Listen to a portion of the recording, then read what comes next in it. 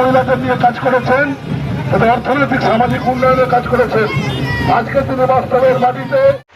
দিদি হনুমান পুজো করলেন, আজকে এখানে আসলেন, কি বলবেন? সবাইকে প্রথমত হনুমান জয়ন্তীর অনেক অনেক শুভেচ্ছা অভিনন্দন সবাইকে জানাচ্ছি।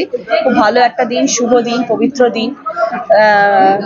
প্রথমে হনুমানজির মন্দিরে গেলাম আর এখানে মা মঙ্গলচণ্ডীর মন্দিরে পুজো দিয়ে আজকে প্রচার শুরু করলাম। এখন গতকাল হাইকোর্ট রায় দিয়েছে 26,000 সিট বাতিল করে দিয়েছে, এই নিয়ে আপনি কি বলবেন? এখানে আজকে পুজোর দিন, শুভ দিন, এই দিন আজকে আমি কোনো পলিটিক্যাল কথা বলবো না। নিশ্চয়ই বলবো তাদের যাদের গেছে তাদের জন্য তো নিশ্চয়ই আমার সহানুভূতি রয়েছে, কিন্তু দিদি যখন আছেন তখন দেখা যাক দিদি কিছু নিশ্চয়ই বার্তা দেবেন, দিদি নিশ্চয়ই কিছু বলবেন তাদের উদ্দেশ্যে।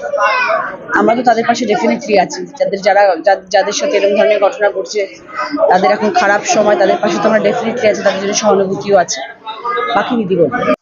কালকে দিদি নাম্বার 1 স্টুডিওতে আগুন লেগে গেছে, কি বলবেন? খুব দুর্ভাগ্যজনক জিনিস। সব থেকে যেটা ভালো হয়েছে এটা হচ্ছে কেউ হতাহত হয়নি। আমার টিম, ওখানে ক্রু মেম্বার্স যারা ছিলেন, সারেগামাপা, দিদি নাম্বার 1-এর সব টিম তো একই, তাদের মধ্যে কারোর কোনো ক্ষতি হয়নি। আমাদের বাস দুটো পুড়ে গেছে, প্লাস আমাদের ক্যান্টিনটা পুরো পুড়ে গেছে।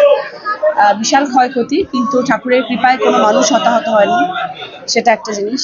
আর আগামীকাল সকলের সঙ্গে আমার দেখা হবে, দেখা যাক ওরা সবাই ঠিক আছে কিনা, তখন জানতে পারবে।